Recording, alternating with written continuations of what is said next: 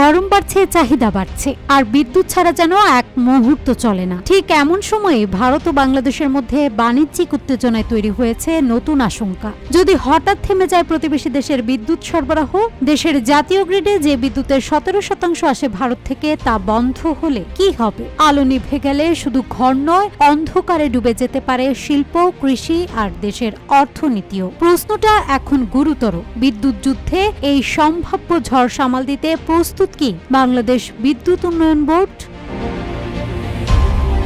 সম্প্রতি পাল্টাপাল্টি বাণিজ্য নিষেধাজ্ঞায় বাংলাদেশ ও ভারত উভয় দেশই ক্ষতিগ্রস্ত হচ্ছে। দুই দেশের টানাপোড়েন বিদ্যুৎ বাণিজ্যেও প্রভাব ফেলবে বলে আশঙ্কা করছেন বিশেষজ্ঞরা। প্রতিবেশী দেশটি থেকে বিদ্যুৎ সরবরাহ বন্ধ হয়ে গেলে তা মোকাবেলায় বাংলাদেশ বিদ্যুৎ উন্নয়ন বোর্ডের প্রস্তুতি নিয়ে সংশয় প্রকাশ করেছেন তারা। RICL TMX, যুগের পর যুগ স্থাপনা থাকে মজবুত। বাংলাদেশে দৈনিক বিদ্যুতের চাহিদা গড়ে 15,500 মেগাওয়াট। এর মধ্যে প্রায় 17% বিদ্যুৎ আসে প্রতিবেশী দেশ ভারত থেকে। তবে সাম্প্রতিক বাণিজ্যিক টানাপোড়েনে বিদ্যুৎ আমদানিও হুমকির মুখে পড়তে পারে বলে আশঙ্কা করছেন সংশ্লিষ্টরা।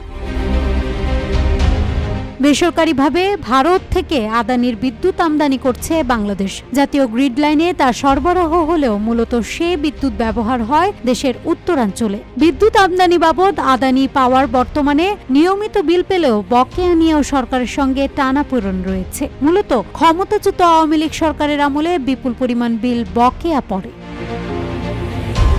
বিদ্যুৎ খাত সংশ্লিষ্টরা বলছেন, ভারত থেকে আমদানি না করেই বিদ্যুৎ চাহিদার পুরোটাই পূরণ করতে পারে বাংলাদেশ। কেননা দেশে বিদ্যুৎ উৎপাদন সক্ষমতা চাহিদার থেকে অনেক বেশি। তবে পর্যাপ্ত জ্বালানির সংস্থান না থাকায় অনেক বিদ্যুৎ কেন্দ্র বসিয়ে রাখতে হচ্ছে। বিশেষ করে কয়লা ভিত্তিক 7,000 মেগাওয়াট বিদ্যুৎ কেন্দ্র জ্বালানি না থাকায় বিপিডিপি এখনও আমদানি নির্ভর।